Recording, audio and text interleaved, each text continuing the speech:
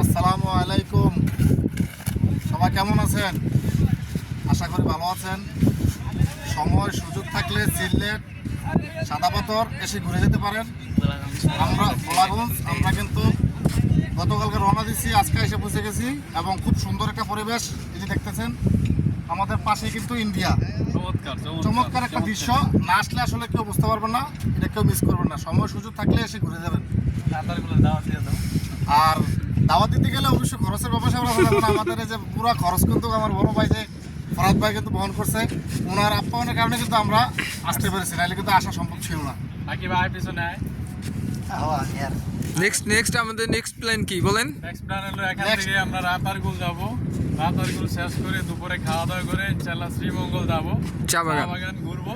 চা বাগান ঘুরা চা পাতা টাতা নিয়ে আমরা আমাদের গন্তব্যে কুমিল্লাতে চলে যাব। এই যে আমাদের মহসিন ভাই প্রবাসী, উনি কিছু বলবে।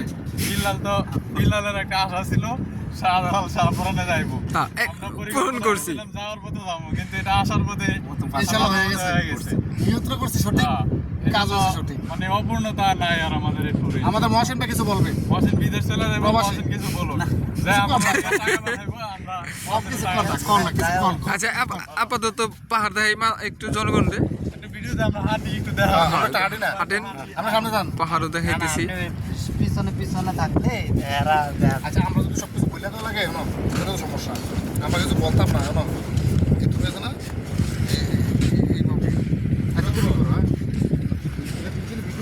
জনগণ একটু পাহাড় দেখে আগে আরো আমরা ক্যামেরাম্যান আমি ছিলাম সবার লাস্টে। তোমার ধন্যবাদ, আজিবকে অসংখ্য ধন্যবাদ। Ajib good drive, safe drive, thank you. সবাই দোয়া করবেন।